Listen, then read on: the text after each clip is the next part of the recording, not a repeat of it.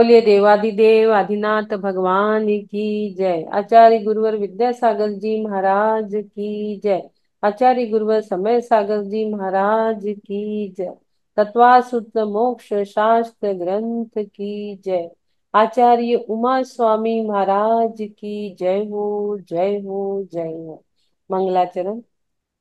मोक्ष मार्गस्य नेतारम् भेत्तारं कर्मभूभुताम् ज्ञातारं विश्वतत्त्वानां वन्दे तद्गुणलब्धे। वन्दे तद्गुणलब्धे। बोलिए आचार्य उमा स्वामी महाराज की जय हो, जय हो, जय हो। सभी को जय जिने। चल रहे हैं हम हमारे तत्वाल सूत्र के सप्तम अध्याय की ओर, जिसमें हमने पहले व्रतों के लक्षण को समझा। व्रत यानी क्या, पापों से निवृत्ति और पुण्य में प्रवृत्ति। हम देख रहे हैं कि पांच पापों से कैसे हम निवृत्त हो सकते हैं और किस प्रकार हम अणुव्रत महाव्रत दोनों ही धारण धारण कर सकते हैं। धीरे धीरे पहले अनुव्रत की ओर बढ़े, फिर हम महाव्रत की ओर हम भी बढ़ सकते हैं। ये मुख्य रूप से महाव्रती के लिए बताए गए हैं, लेकिन गौण रूप से हम श्रावक के लिए है, आंशिक रूप से हम श्रावक के लिए है। पांच व्रतों के भेद हमने देखे। हमने व्रतों के भेद देखे। व्रतों के वेद देखने के बाद हमने पांच व्रतों की पांच पांच भावनाएं हमने देखी, और उसके बाद और भी हमारे व्रतों में पुष्टि हो और अच्छे रहे और अच्छी तरह उसका निवारण हो, इसलिए और भी भावनाओं का हमने चिंतन किया। अब आगे हम जो चल रहे हैं, जिसमें हिंसादि पापों से विरक्त होने की भावना, कल हमने पांच की पांच पांच भावनाएं कल तक हमने देखी थी।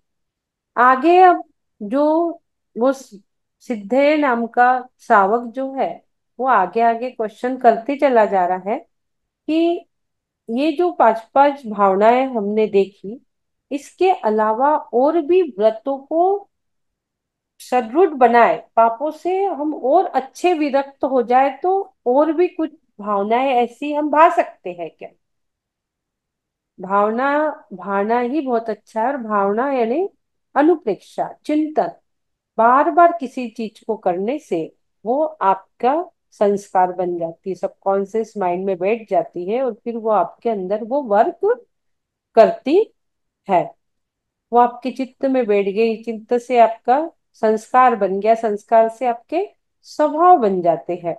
तो आपको वो बार बार चिंतन करने की चीज है, ताकि हमारे जो व्रत है वो अच्छे से हो। हम कहते हैं 21 दिन की साधना करो, और जब आप 21 दिन की साधना करते हो, तो उसमें क्या होता है, एक लय ताल के साथ आप 21 दिन तक बोलते हैं। उससे आपका 21 दिन में एक नया शरीर बन जाता है। 21 दिन में जब आप हफ्ताभर की 21 दिन की साधना करते हो, तो उसी प्रकार यहाँ पर भी जो कभी आप व्रत धारण करते हो और ये भावनाओं को याद करते हो कि हमने जो पांच पांच भावना इतनी सरल हमने जो पढ़ी पांचों व्रतों की, उसको ध्यान में रख के जब हम व्रत करते हैं, तो हमारे असंख्यात गुणी कर्मों की निर्जरा होना प्रारंभ हो जाती है। और तत्वा सूत्र के 10 अध्याय आपने उस दिन पढ़ लिए, तो भला ही आपने एकासन कया हो, लेकिन एक एक्स्ट्रा बोनस आपको प्राप्त हो जाता है। एक निर्जल उपास का व्रत आपको उसमें लग जाता है। पंचम काल है, नहीं शरीर साथ दे रहा, हम एकासन कर रहे हैं, व्यास ना कर रहे हैं, लेकिन व्रत की भावना है उसमें। हमने बहुत सारी चीजें त्याग करके उसको किया है। 2 बार भी आप मुंह खोल रहे हो और बाकी समय 24 घंटे आपका मुंह बंद है, खाने पीने से आप संयम में हो। जो मनुष्य पर्याय की मात्र एकमात्र फैसिलिटी मनुष्य पर्याय में है संयम की, तो आप उस दिन संयम से रह रहे हो, उस भावना को बार बार भा रहे हो। ये व्रतों के लक्षण को हम देखते हुए अब आज आगे हम बढ़ रहे हैं। हिंसादि पापों से विरक्त होने की भावना मैं आपके सामने शेयर कर रही हूँ। आगे के सूत्र को हम लेंगे, पढ़ेंगे। हिंसादि 5 पापों से विरक्त होने की भावना। हिंसादिष्विहामुत्रा पायावदर्शनम। हिंसा दिष्विहा मुत्रा पायावत दर्शनम। पढ़िए। हिंसादिविमुत्रपायावद्दर्शनम्। हिंसादिष्विहामुत्रापायावाद्यदर्शनम्। बहुत सुंदर। हिंसा दिष्विहा मुत्रा पायावत दर्शनम।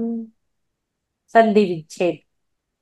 हिंसा दिशु प्लस इह, ये आ गया है। हिंसा दिशु प्लस इह दिश्वहा।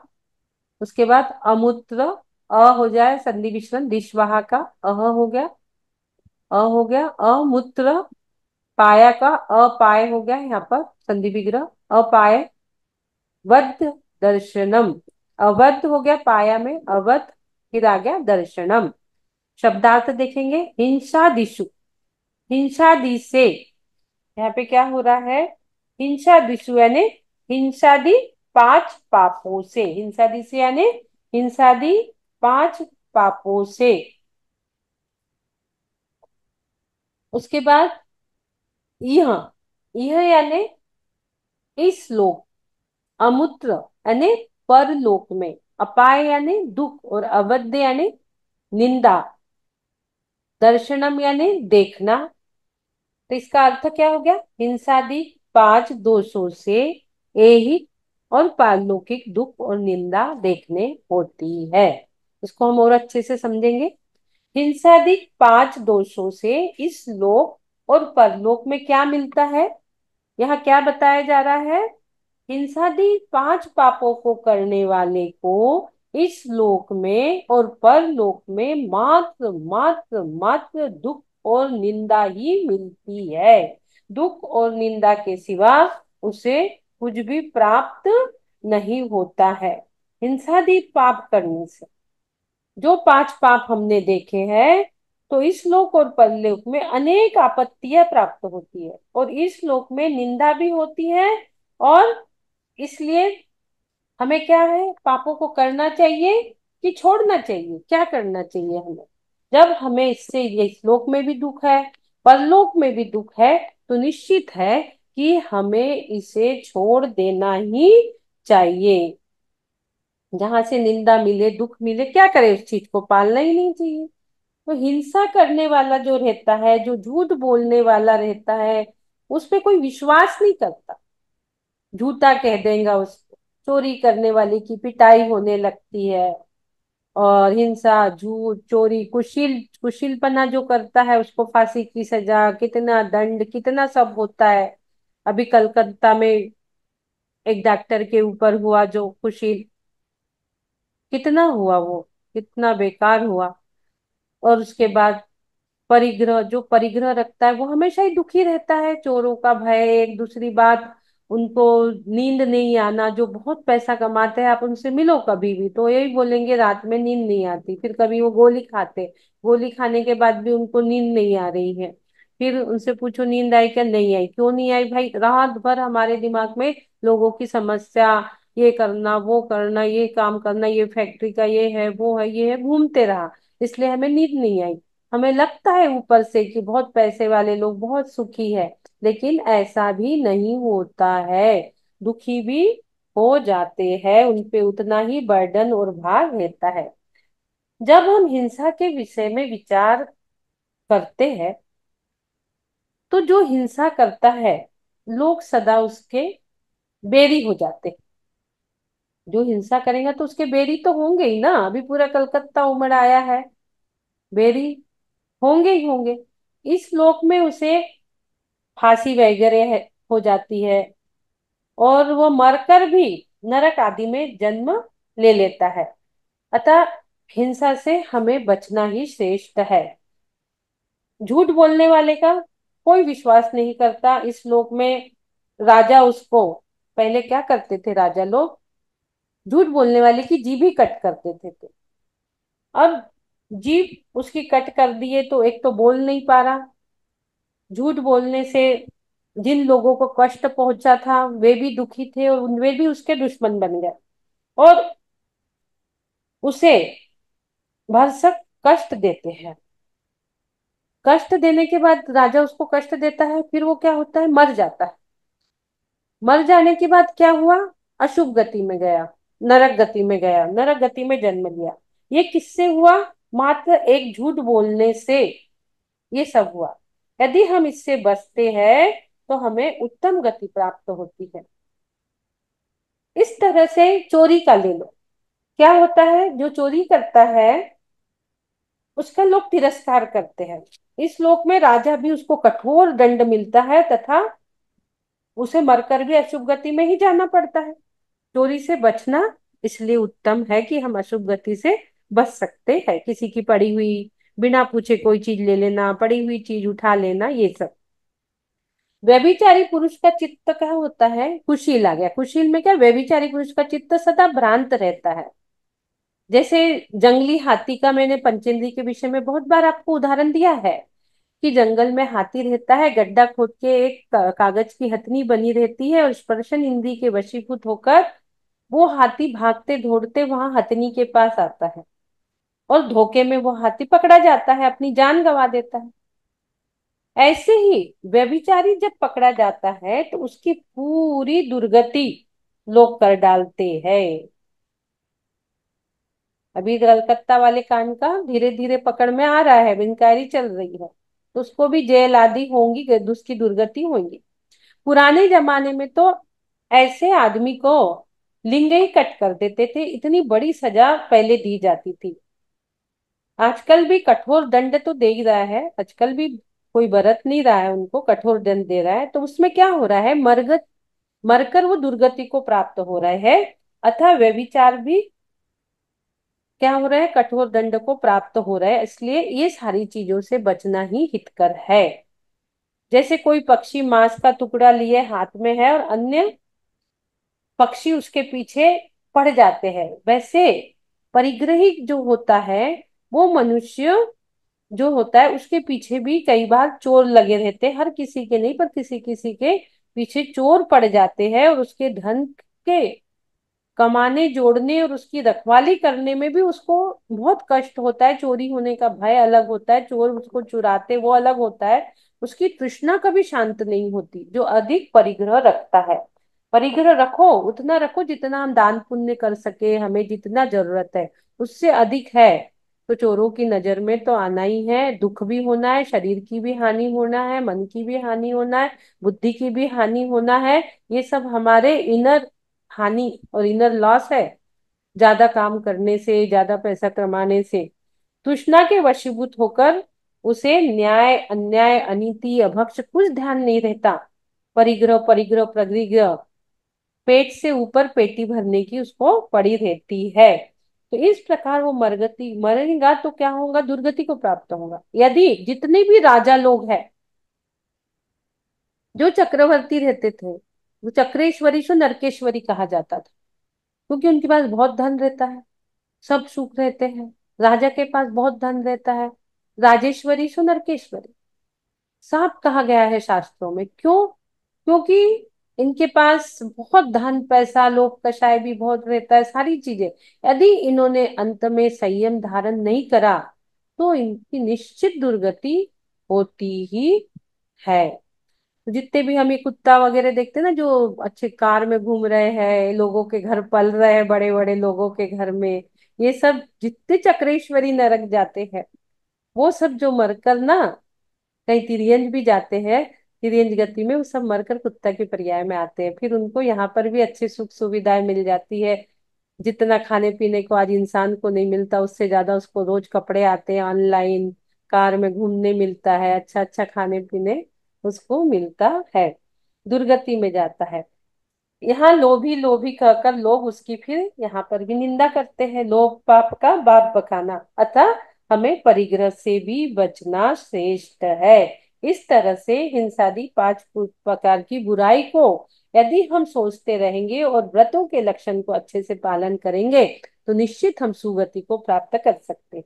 इसके लिए एक कहानी हम देखेंगे।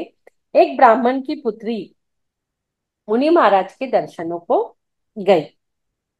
एक ब्राह्मण की पुत्री थी, वो मुनि महाराज के दर्शनों को गई। मुनि ने मुख से 5 पापों का वर्णन सुना।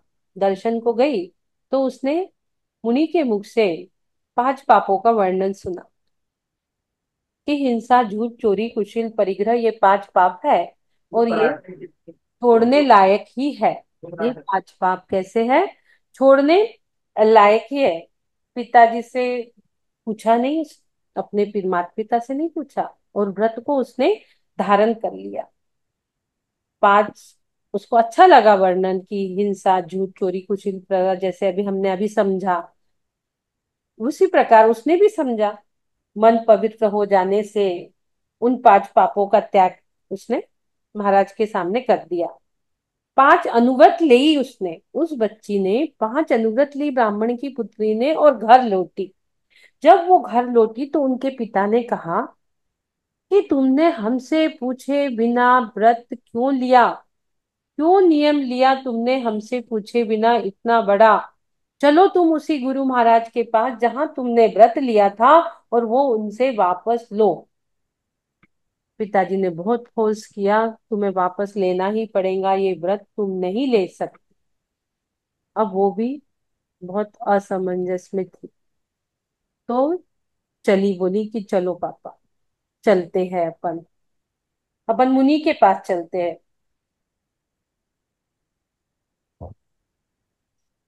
तो पापा को लेके वो मुनि के पास अपने पिता को लेकर निकलती है। दोनों मुनि के पास जाते हैं। रास्ते में एक व्यक्ति को सूली पर चढ़ाया जा रहा था। चलते चलते रास्ते में उसने देखा कि एक व्यक्ति को सूली पर चढ़ाया जा रहा है। लड़की ने उसे देखकर पिता से पूछा, पिताजी इसे सूली पर क्यों चढ़ाया जा रहा है? पूछा, पिताजी इसे सूली पर क्यों चढ़ाया जा रहा है? इसको फांसी की सजा क्यों दे रही है? तो पिता ने कहा, उसने एक अपने साथी की हत्या की, इसलिए इसे फांसी की सजा दी जा रही है। तो उसने कहा, पापा ये तो हिंसा हुई ना? बोले हाँ। तो फिर मैंने हिंसा छोड़ी तो इसमें बुरी क्या है?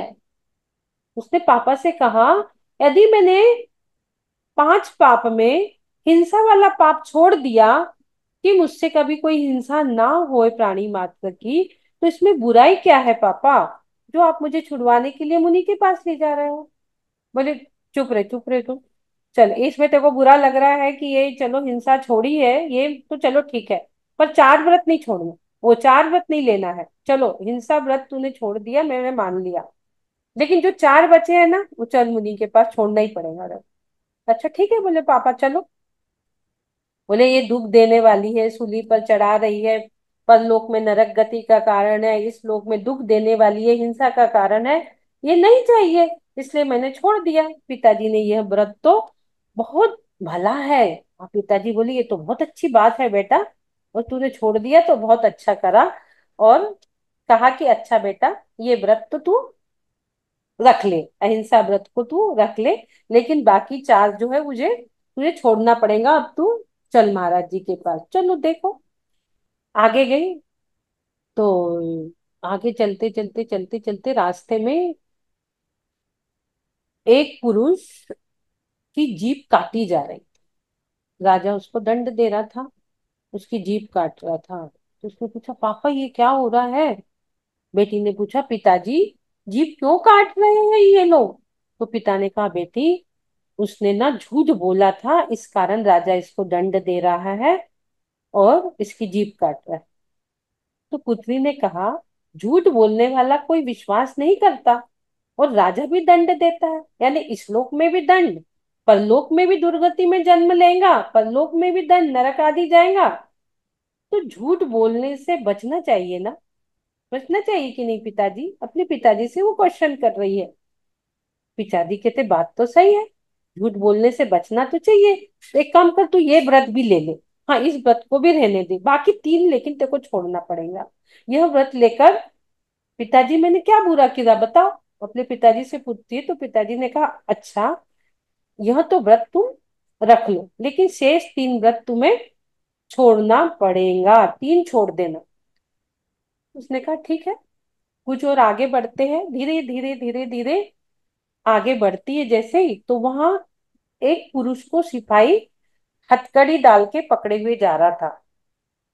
तो पिताजी ने बेटी ने अपने पिताजी से पूछा कि पिताजी, ये क्या हो रहा है, ये हथकड़ी डाले पकड़े हुए, ये कैसे कैसे उसको लेके जा रहा है, इसने क्या किया? पिता ने कहा, इसने चोरी की है। चोर के हाथ काटने को सिपाही लेके जा रहा है राजा के पास। पुत्री ने कहा, देखो पिताजी, चोरी से हाथ कट रहा है, इसे दंड मिल रहा है।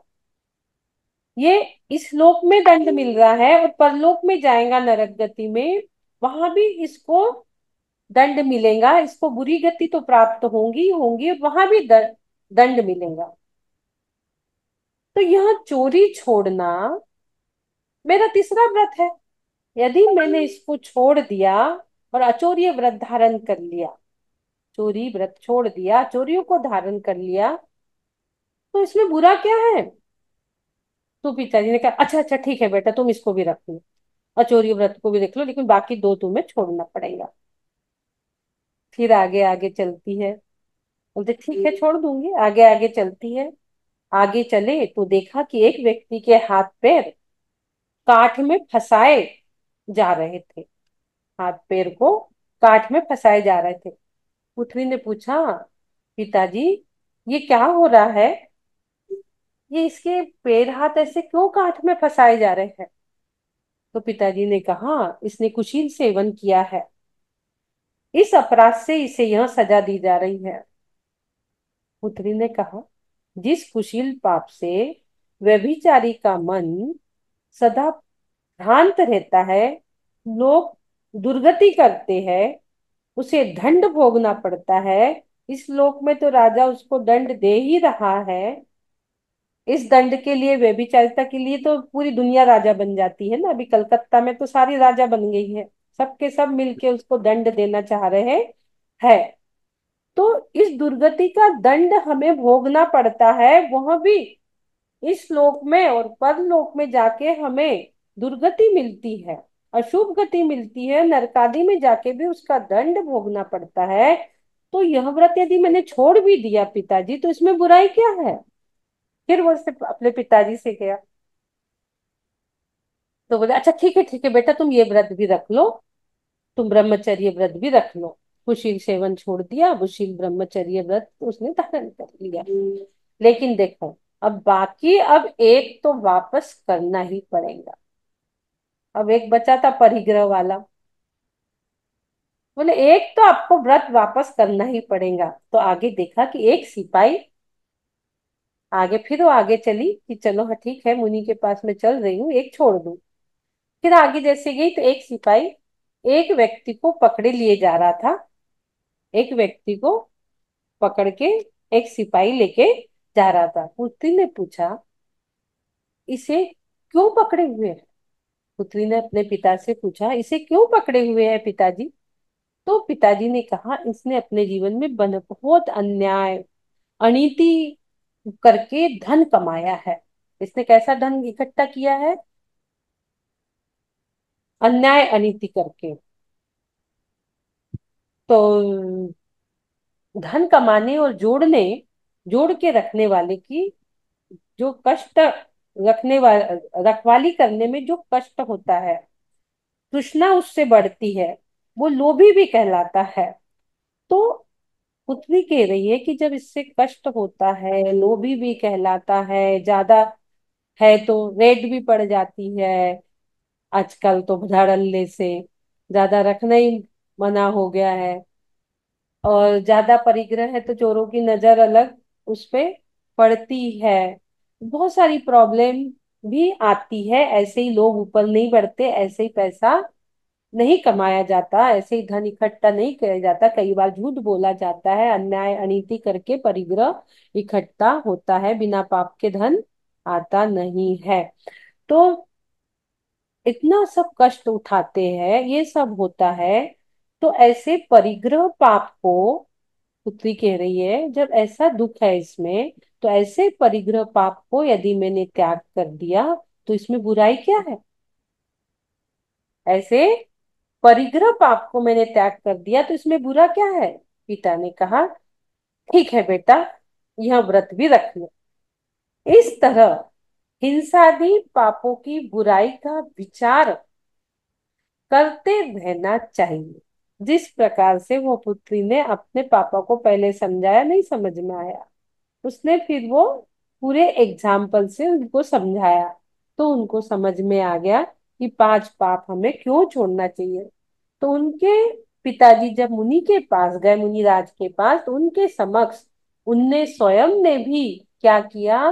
पापों का त्याग कर दिया और मुनिव्रत धारण कर लिया।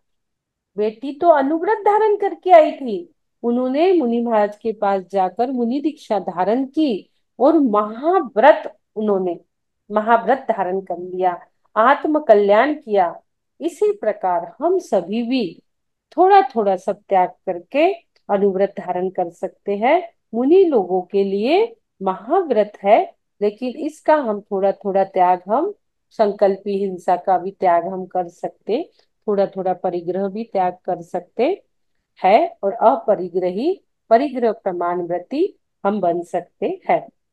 अथवा हिंसादि पांच पाप दुख रूप ही है, ये हमें पहले अपने माइंड में बिठालना होगा कि हाँ ये दुख रूप है, इससे हमें इहलोक और परलोक, यहाँ पे दिया हुआ है, इहलोक और परलोक दोनों में हमें दुख मिलता है, ऐसा हमें मानना होगा। यहाँ दिया है हिंसा दिशु, दिशु हिंसादि पांच पापों से यह इस लोक में और अमूत्र पर लोक में, दोनों भी लोक में हमें दुख मिलता है व्रतों को इसलिए हमें हिंसादिक पांचरा दुख रूप मान के उसे छोड़ना चाहिए, अहिंसादि व्रतों को धारण करना चाहिए, और हिंसादि से अपने को होने वाले दुख की भांति दूसरों को भी उनसे होने वाला दुख की कल्पना हमें करना चाहिए कि जो दुख हमें हो रहा है दूसरे को भी हो रहा है।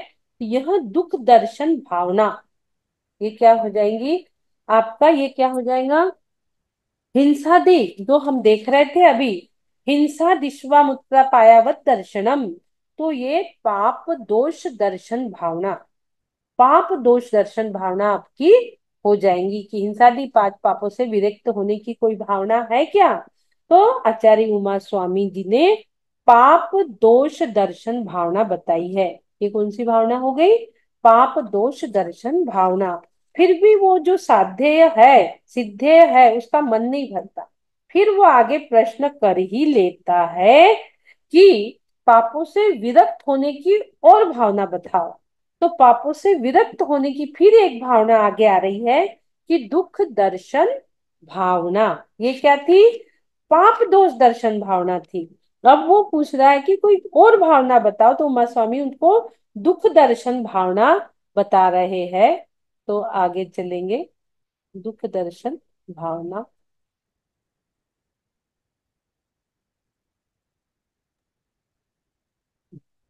दुख दर्शन भावना के लिए हम आगे का सूत्र लेंगे। ये पापों से विरक्त भावना, दुख दर्शन भावना की ओर हम चल रहे हैं। आगे का सूत्र पढ़ेंगे, दुख में वा, पढ़िए, सरल है। दुःखमेव वा पढ़िए, दुख में वा, संधि विच्छेद, दुखम प्लस एव प्लस वा यानी अथवा, ये पांच पाप दुखम, दुख रूप, एव यानी ही है, अथवा हिंसादिक दुखी है, ऐसी भावना करनी चाहिए। कि हम जो पांच पापों का वर्णन जब से देख रहे हैं, ये सब कैसे है? दुख रूप ही जानो इसको। इसको कैसे जानना है? दुख रूप ही जानना है। संसारिक अभ्युदय और मोक्ष की सिद्धि करने वाले श्रेष्ठ क्रियाओं का विनाश करने वाला अनर्थ प्रयोग अवैध, निंदनीय और ग्रहित वचन वाला है। ये हिंसादि पांच पाप दुख रूप ही है। आकुलता रूप होने से हमें इसका त्याग ही करना है। दुख रूपी मानो इस लोक में भी और परलोक में भी। स्वर्ग और मोक्ष का नाश देखा जाता है इन सब पांच पापों को पालने से। और निंदनीय भी देखा जाता है, होती है हमारे आत्मा के गुण, अणुजीवी गुणों का घात। हमारे आत्मा में जो अनंत गुण है उनका घात करने वाले ये सब पांच पाप है। इसलिए हमको इसको त्यागना जरूरी है। दुख में वा ये सब हमें दुख देने वाले ही है। आगे हम इसको थोड़ा समझेंगे कि दुख में वा ये हिंसादिक पांच पाप दुख रूप है, ऐसा विचार हमें करना चाहिए और दूसरों को उससे होने वाले दुख की कल्पना भी हमें करना चाहिए। हिंसादि दुख के कारण है। यहाँ कार्य में कारण या उपचार करके हिंसादि पापों को दुख रूप यहाँ पर कहा गया है। और ये पांच पाप छोड़ने लायक है। इसमें लिप्त रहने से हम हमेशा दुखी रहेंगे। सूत्र बिल्कुल छोटा सा है लेकिन महान है। कोई ऐसी भावना है जिनका निरंतर चिंतन करते रहना जो हमारे व्रतों में सहायक होता है।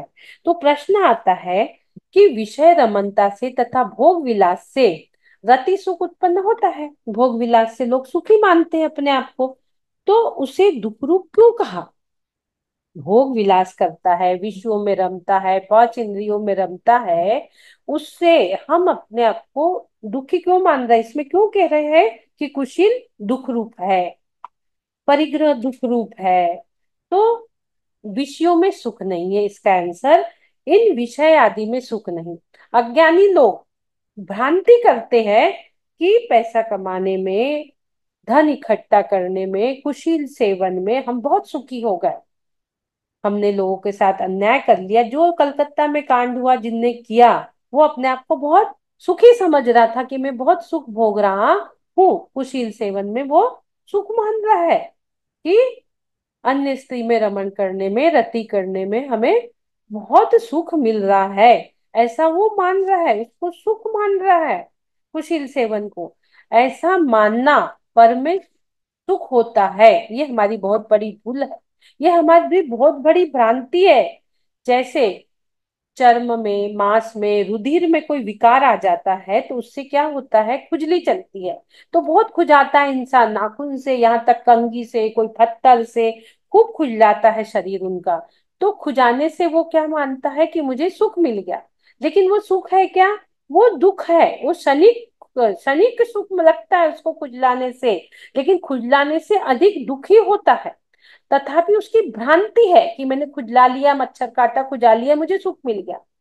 ऐसा वो मानता है। जीव स्वयं इंद्रियों के वश होता है। और यही दुख है कि यदि उसे पीड़ा न हो तो इंद्रिय विषय में प्रवृत्ति वो क्यों करे? इंद्रिय विषय में प्रवृत्ति क्यों करे? निराकुलता ही तो सच्चा सुख है। निराकुलता सच्चा सुख है।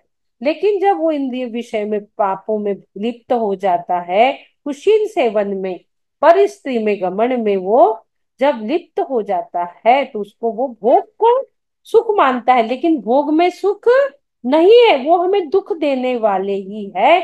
इस प्रकार से हमें जानना चाहिए। आप खूब खुजला रहे हो, खुजलाने से क्या हो रहा है? आपके रक्त में विकार है। और आप ऊपर खूब खुजला रहे हैं, उससे भी आपको दुख ही हो रहा है। तो वो सब भोग के कारण, भोग दुखम जे निर्विरक्तम, आचार्यों ने भोग को दुख कह दिया है। भोग दुखम, और ये सबसे बड़ा कुशील सेवन, सबसे बड़ा पाप, पांच पापों में इसे कहा गया है। दूसरी बात आती है, धन संचय में सुख दिखाई देता है, फिर उसे दुख क्यों कह रहे हो? जिसके पास बहुत पैसा है हम उसे सुख मान रहे हैं। फिर उसे दुख क्यों कह रहा है? तो मैंने अभी बताया था कि जितने भी बड़े बड़े लोग पैसे वाले हैं, किसी को डायबिटीज है, खाना तो सबको दाल चावल रोटी है, पर वो भी नहीं खा पा रहे हैं, उसको भी नहीं खा पा रहा है डायबिटीज के कारण, मीठा नहीं खा रहा है, बोरा शक्कर के बोरे भरे हैं लेकिन मिठाई नहीं खा पा रहे हैं। संपत्तिशाली पुरुष मांस का टुकड़ा लिए पक्षी की भांति सबके द्वारा नोचा जाता है, उसे चारों ओर से चोंचे मारते हैं। जिसके मांस भक्षण पक्षी एक मांस का टुकड़ा लेके जाता है तो सब पूरे पक्षी उसके पास आके उसकी चोंच मारते हैं। इसी प्रकार से परिग्रहधारी जो है उसको भी सारे तरफ से चोंचे मिलती है। वो परिग्रह भी होता है तो कई बार कईयों की कर्जा हो जाते हैं, कई बार बैंक धोखाधड़ी करके लोग अपनी इनकम बना लेते हैं, बैंक की धोखाधड़ी कर लेते हैं। कई बार लोग अन्याय अनीति से पैसा कमा लेते हैं। कई बार कितनी उधारी करके अपने आप को बड़े बताते थे, धोखा करके तो वो लोग मांगते हैं, वो अलग हो जाता है। बैंक से लोन ले लेते हैं, वो परेशान करते, कई संपत्ति जब्त हो जाती है। तो फिर परिग्रहधारी को आकुलित और दुखी होना ही पड़ता है। इसलिए ज्यादा धन संचय में भी सुख दिखाई तो देता है, लेकिन सुख है नहीं। और भी ऐसे क्वेश्चन आते हैं कि हिंसादि पापों को छोड़ने के लिए भावना करने को कहा, परंतु मिथ्यात्व तो महापाप है, उसे छोड़ने के लिए क्यों नहीं कहा? ये ध्यान में आना चाहिए हमारे कि पांच पाप की इतनी चर्चा चल रही है, लेकिन मिथ्यात्व को छोड़ने क्यों नहीं कह रहा? तो इसमें बहुत अच्छा सटीक आंसर इसका है कि जो पांच पापों को त्याग दे रहा है तो अहिंसादि अनुव्रत उसने धारण कर लिया, जिसने महाव्रत धारण कर लिया वो सम्यक दृष्टि हो गया, और जो सम्यक दृष्टि हो गया उसका मिथ्यात्व तो अभाव हो ही गया, मिथ्यात्व तो उसका छूटे ही गया है। तो इस प्रकार से आज हमने दो भावनाएं देखी, समय हमारा हो गया। हमने दो भावनाओं का वर्णन देखे। जो सिद्धेर नाम का श्रावक है वो आगे आगे क्वेश्चन किया कि पांच व्रतों की पांच भावना तो आपने समझा दी, लेकिन हिंसा दे पांच पापों से बचने के लिए कोई भी कोई भावना हो तो बताओ। तो आचार्य मानतुंग जी ने बहुत अच्छी भावना बताई, पाप दोष निवारण भावना बताई, दुख दोष निवारण भावना बताई, दुख दोष निवारण दर्शन भावना बताई, और उसके बाद पापों से विरक्त होने के लिए दुख दर्शन भावना बताई। पहले क्या बताया? पाप दोष दर्शन भावना, और दूसरी जो 9वें नंबर की पाप दोष, और 10वें नंबर की कौन सी बताई? दुख दर्शन भावना बताई। इस प्रकार से दो और एक्स्ट्रा भावना हमें समझ में आई। पांच पांच की पांच पांच 25 तो थी, लेकिन दो और एक्स्ट्रा, जैसे भक्तांबर में हमने अष्ट प्रातिहार्य देखे हैं, उसके बाद दो अलग से प्रातिहार्य बताए, समोशरण और कमल कमल की रचना।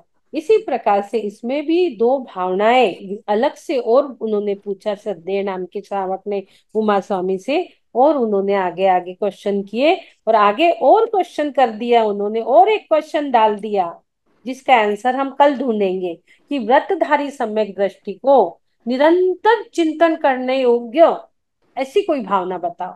अभी तक तो पापों से बचने के लिए, पाप दोष को हरण करने के लिए, दुख दर्शन के लिए सारी भावनाएं हमने अभी तक देखी। तो क्या हो गया इसमें? मिथ्यात्व अपने आप छूट गया, अनुव्रत महाव्रत हो गए, उसका अभाव हो रहा है मिथ्यात्व का। मिथ्यात्व का अभाव हो गया, सम्यक तो बन गया। अब इस सम्यक दृष्टि को निरंतर चिंतन करने योग्य कौन सी भावना है? अब सद्देव नाम का श्रावक आगे आगे क्वेश्चन कर रहा है कि अब वे पांच भावनाएं बताओ कि जिन पांच भावना के कारण सम्यक दृष्टि निरंतर चिंतन कर अपने सम्यक्त्व को आगे मोक्ष की ओर लेके जाए। इस प्रकार की और भावनाएं तो कल हम सम्यक दृष्टियों की भावनाओं को देखेंगे कि उनको निरंतर किस भावना का चिंतन करना चाहिए 11वें सूत्र के माध्यम से। सभी को सम्यक दृष्टि, सम्यक दर्शन की प्राप्ति होए, सभी लोग पांच पापों से निवृत्त होए और पांच अनुव्रत को धारण करें, हिंसादि से निवृत्त, अहिंसादि में प्रवृत्त और मोक्ष मार्ग में अच्छा। आगे बढ़े, और सम्यक दर्शन के गुणों को धारण करें। इसी भावना के साथ बोलिए द्वादशांग जिनवानी माता की जय। जिनवानी स्तुति। निज निधि निज में बताई, यह अनंत उपकार है। इसलिए जिनवानी माँ को वंदना सतबार है। इसलिए उमा स्वामी महाराज को वंदना सतबार है। बोलिए द्वादशांग जिनवानी माता की जय हो, जय हो, जय। हाँ। जैगमिन दीदी, द्वादशांग जिनवानी माता के साथ आपके ज्ञान को भी बहुत बहुत नमन। हमारे लिए तो आप ही जिनवानी माता का रूप है। आपके ज्ञान को शत शत बार नमन। बहुत अच्छा लगा। आज तो मैं थोड़ा सा जल्दी आ गई। आज